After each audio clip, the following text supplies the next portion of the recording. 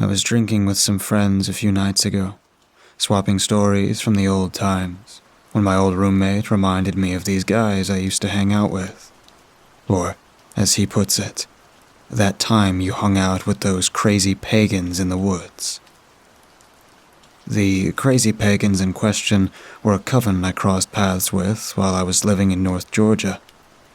No one tells you when you're there that there are a lot of non-Christian communes in the North Georgia hills. Given the interests I had at the time, I've met pagans, Wiccans, Druids, and many other practitioners of strange and foreign beliefs. Most are just hobbyists, people with a passing interest who find the mythic sections in Barnes & Noble and go a little nuts. However, some of them take this very seriously, and sometimes take it a little too far. This story is about one of those groups. I had taken an interest in religious studies, and it had led me down a rabbit hole that had led me to a general interest in the occult and mysticism. This led to a lot of brooding in the back of my college library, reading over old books, and making notes on strange subjects and odd topics. I had taken an interest in runes, and that was how I met Patrick, or Wormwood, as he was calling himself in those days. He was teaching me about runes in exchange for some notes I'd made about energy exchange. We became friends and started hanging out a bit at a coffee shop in Dahlonega that catered to that sort of crowd. That was where I met Amadeus. As enamored as I was with the idea of mysticism, Amadeus was weird. I arrived to meet with Patrick one day to find a man in his mid-40s sitting next to him. His gray hair was braided down to his back, and his bald crown was oiled and gleaming. He wore an honest-to-God traveling cloak, not one of those Hot Topic long coats that this crowd usually wore, and his shirt was obscured with silver charms hung on long leather thongs around his neck. He stared at me as I sat down, fingers steepled before his eyes in a decidedly wizardly fashion, and began volleying very probing questions before Patrick could begin introductions. He wanted to know what I knew, about everything from runes to tarot to demonology to herbcraft and everything in between. I had studied quite a bit, and I was happy to flex my knowledge for him, so we spent about an hour talking shop. If I'd known what he wanted, I'd have left right then. He must have been impressed with what I had to say. You seem pretty knowledgeable. It appears that Wormwood did not exaggerate your abilities. I'm looking for someone to come into the woods with us for a gathering. I need someone capable of setting up and maintaining a protective circle around our campsite, and act as a guide while we await the spirits. I'm willing to pay if you're willing to come out with us for the weekend. We talked a little more about what was expected of me, and came to an agreement. I would set up their protective circle, provide scholarly advice, and keep them from wandering into the forest in the event that something took notice of our gathering. This would be a standard gathering for them, some 20 members of their coven coming together, and Amadeus was pretty clear that it could get rowdy. He would give me $250 today, and another $250 at the end for the weekend. As a poor college student, it sounded pretty good to me. I had done similar things before, setting up circles and safeguarding people. It sounded like an easy $500 at the same time. I took his money and set about getting a few things together for that weekend. I'd need a few things to pull this off, but I honestly wasn't expecting much more than some drinking in the woods and a bit of babysitting. By Friday, I had assembled my components and made my way to the agreed-upon spot. They had decided to not use an established campground, but instead had decided to camp in a section of the woods they claimed to have heard about from someone in our circle. I arrived to find about 6 other vehicles down an access road, most of them old vans. Just as I was wondering how far into the woods they had gone, the door of one of the vans slid open, and out hopped a short, blonde woman in a homemade dress. I say short, but she was probably around 5'2", with a long spill of silver blonde hair. She asked my name, and when I told her, she told me that her name was Andromeda, but I could call her Angie, and that she was my guide for the weekend. Amadeus said I should keep an eye out for you. I'm to assist you in anything you might need this weekend. That should have been a huge red flag, but I kind of shrugged it off at the time. Angie led the way, and we walked about a mile into the woods. She chattered all the way about how much she had been looking forward to this weekend. She said that Amadeus had been researching this area and thought this was a good spot for communing with spirits. The area was reputed for sightings, and the coven was hopeful that they could make contact with whatever lived in these woods. They kept saying coven, but as the campsite came into view, I was beginning to wonder if cult wasn't a better word. The clearing was a circle about 30 feet wide, with all 12 tents set up inside. The forest loomed around the campsite, an old forest that seemed to resent having a section of itself gouged out so people could camp. At the center of the tents was a fire pit, a big one, with a lot of styrofoam coolers sitting around it. I could see people bustling around the campsite, making adjustments to tents and setting up sleeping bags. Angie led me to the fire pit where Amadeus was reading a book and smoking what smelled like a joint. He looked at my duffel bag and asked if I had brought enough supplies to put the circle around the whole campsite. I told him I had, but I was already doing the math and realizing that the sage I had brought would go quickly. He nodded and told me that there were more supplies in his tent if I needed them. He also told me that Angie was going to work with me this weekend. Use her in any capacity you see fit, he said, and the lecherous grin was hard to miss. That was red flag number 2. Seeing as most of his coven members were women, I was beginning to get a pretty good idea about what sort of setup I had stumbled across. I felt a little squeamy about it, but if they were comfortable with it, then who was I to judge? I had already decided what capacity I would use Angie in that weekend, and whatever ideas Amadeus had didn't figure into them. I wasn't opposed to sleeping with women I had just met, but the idea of sleeping with someone who might not be 100% okay with it was a non-starter for me. I told him I needed to set up my tent, but I was quickly whisked away by a pair of women in homespun dresses who started setting it up near Amadeus's large, ornate tent. So, instead, Angie and I set about setting up the protective circle. I won't bore you with the details. My process probably wouldn't work for you anyway.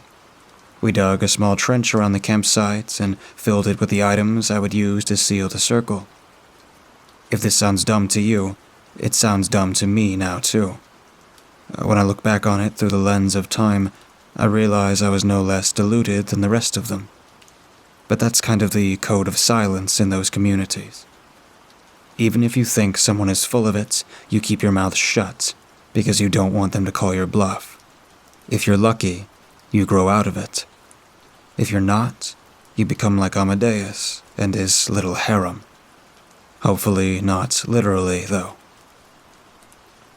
By the time we finished, I was sweaty and ready to settle down for the night. Angie had actually been a pretty big help, and as we talked, I had learned that she'd grown up in this community. One of the women, whose hair was very similar to Angie's, kept bringing us water, and I started to suspect that Angie might be her daughter. We set up the ingredients, and as we finished, I instructed her to start lighting the sage bundles I had placed every few feet. Once they were smoking, I lit the sticks and leaves I had put in there, too, and hoped they would create a smoldering circle that would last until morning. When we stepped back inside, I spoke some pseudo-Latin, made some vaguely mystic hand gestures, and declared the circle closed. That seemed to be enough for the coven, and they began to set up around the fire pit. The coolers, as it turned out, were full of beer. The woman brought out a large pot full of soup makings and set it on a hanger over the fire. Amadeus brought out a trunk from his tent, and I saw him passing out baggies of what I assumed were drugs. Mushrooms seemed to be the drug of choice, but there were a lot of pipes being lit and more than one person snorting something off the back of their hand. A group of young men were listening to Amadeus wax philosophical, and he leaned over to let me know that my secondary duties for the evening could begin now. I sighed. I guessed I was on guide duty. I'd played the guide before at gatherings like this, and it's rarely fun once people start using drugs and getting drunk. I guess designated adult sounds less fun than guide, but that was essentially what I was there to do. My job was to make sure that no one wandered off into the woods. No one slept on their back and drowned in their own vomits, and no one tried to jump into the fire. Amadeus and his flock drank heartily and used heavily, but I was surprised at how tame a gathering it was. Amadeus and the 5 or 6 younger men were pretty much weighted on hand and foot by the 24 women, and Angie seemed to think it was her job to do the same for me. I had soup when I wanted it, despite me telling her I could get it myself. She also intercepted anyone who tried to offer me a beer or a drug and kept a bottle of water close at my hand. She helped me the 2 or 3 times I needed to keep someone from tripping into the circle, and was a delight to talk with. She was knowledgeable about a lot of the same things that I was, and I found myself having a good time, despite being an outsider in what was likely a cult gathering. I had just made a Kool-Aid joke in my head when the soup pot was taken away, and 3 women carried out a heavy iron vessel that they hung in its place. It was ugly and ill-made, not the beautiful thing that you usually think about for these sorts of things.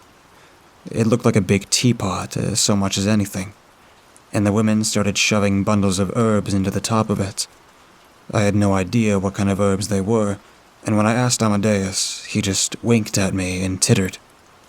I told him that if they were planning to flood the campsite with smoke, I wouldn't be able to guide them if I was under the influence of whatever was in that pot, too. He snorted. That smoke isn't for you or us. The smoke is to entice the spirits. He called everyone close and set them around the fire as the kettle began to heat up and the smoke started creeping out. Good evening, my children. The meat has been eaten, and the circle's been set by our most gracious guide. This was followed by applause, and I nodded half-heartedly. Now, for the reason we are all here. This smoke will attract the spirits that dwell in this forest, and we will be free to view them from a safe distance, as they will be unable to cross our barrier. The smoke had begun to increase a bit, and I could see it making its way up the spout and across the campsite. It smelled terrible, like burning syrup, but it didn't seem to have much of an effect on anyone. Most of them were already tripping on mushrooms or any number of other things, and the smoke did little more than make them wrinkle their noses. As it began to billow out, the herbs catching fire, Amadeus continued to talk about philosophy and magic and a good number of other things. His followers sat dutifully, hanging on every word, and I tried to be polite as I checked my phone to see if I had any service. To no one's surprise, I had no bars, so I put it away and tried to act interested in Amadeus's impromptu TED Talk. It was about 30 minutes later that I started hearing the noises in the woods. The smoke was pretty thick by then, Amadeus giving his dissertation in a fog bank, when I started hearing noises. I mentioned this to Amadeus, and he got pretty excited. He instructed his followers to start chanting, taking it up first as they started copying him in a shaky, undulating tone. I got up and went to the edge of the circle, kind of figuring the smoke had upset some of the natural wildlife, and I wanted to see what we had attracted the attention of. It was midsummer, and the idea that we had pissed off a bear or a small group of coyotes or feral dogs was not outside of the realm of possibilities. I stood at the edge of the circle, not wanting to break it and mess up the protective magic, and squinted out into the dark woods. Now, if you've never been camping out in the real woods, the first thing you come to realize is that it's really dark out there. I know that sounds obvious, but it's a different kind of dark than your normal city dark. The woods really only have to deal with the intrusion of the moon at night, and with the campfire starting to come down off its normal roar, it was very dark outside the circle I had made. I squinted and looked, but honestly, a bear could have swiped my face off before I saw him. I could hear something crunching around over there, something that sounded big. I returned to the fire, the flock still chanting and undulating, and I could hear the crunching noises coming from several points at once. "He has heard our call," Amadeus rejoiced. That was when the trees started shaking. Out of the woods, I could see the shadows of trees being shaken and pushed violently. Limbs were snapping all over the place, and as they shook, there was an underlying sound accompanying it. Something was scraping the tree's bark, being peeled away angrily as whatever it was, whatever they were, kept battering the trees around the campsite. I say they because it wasn't just one tree that was shaking. It was 2, then 3, then 7, and before long, it seemed like the whole forest was trying to get up and leave. Above the sound of shaking trees and snapping limbs, I could hear animal sounds as well. I could hear dogs, cats, birds, the grunt of deer, the growls of a bear, the snort of horses, and all of it around the campsite. I've been present for some weird stuff that makes me feel pretty secure in my beliefs about something being out there. But this was different. This was downright terrifying. The flock, however, is ecstatic. This is apparently what they had been waiting for, and they quickly moved to the edge of the circle so they could see what they had come to see. I, however, went back to my tent to get something out of my duffel bag. I was kind of done with this, the magic having gotten pretty real pretty quick, and I wanted to see what exactly was out there. I still figured our smoke had pissed off a herd of deer or maybe a wild dog pack, and maybe even a bear, and I didn't want to suddenly become dinner for something big and angry. I had packed a big deer spotting light that my dad had given me last Christmas, and I had wanted it right now more than I had ever wanted anything in my life. When I came out with it, I lit up a big section of woods and started hunting. One of the boys that had been sitting with Amadeus slapped it out of my hand about 20 seconds later, but that was 15 seconds longer than I needed. When I had seen the deer, I almost breathed a sigh of relief. Well, not a deer, not really. It had antlers, so I guessed it was actually a buck. The antlers, however, were long, and the tines sort of wound together like vines. It was up on its hind legs, scraping its hooves against the tree in a way that I thought was kind of strange for a deer. I had heard of young bucks rubbing their antlers against trees, mostly to get the velvet off or to scratch an itch, but I had never really heard one of them rubbing their hooves against the trees. When it turned its head to look at the light, its eyes glowed like a dog's in a camera flash. When it turned its head, I could see that half the velvety skin was torn, showing the muscles of its face and the bone beneath. I took all this in before the light was slapped out of my hand, and I backed away from the circle, suddenly wanting none of this. People were standing around the edges of the circle, and as I backed away, I saw someone step over the trench and walk into the woods. Others followed suit, stepping into the ditch and snuffing out the sage. This would create holes in the circle. This would allow whatever was out there to come into our campsite. In my mind, we were breached already, and this job had just become pretty dangerous. I am completely unashamed to say that I went to my tent, dug the padlock out, padlocked my tent from the inside, and stayed there until morning. As I pulled the sleeping bag up around me, I could hear people outside the tent. From the dancing fire pits, I could see shadows of things in the campsite as well. Some of them were on 2 feet, but some of them walked on 4. Some of the people out there laughed, others cried, and a few were definitely screaming as they plunged into the darkness. I shivered with fear until morning, and when the sun came up, I collected my things and got out. The campsite wasn't some sacrificial pit, though. I could see people lying around the campsite, some in various states of undress, and the area around the bonfire was trashed. Coolers were smashed, beer cans were stomped and torn, and vegetables and food packages lay strewn everywhere.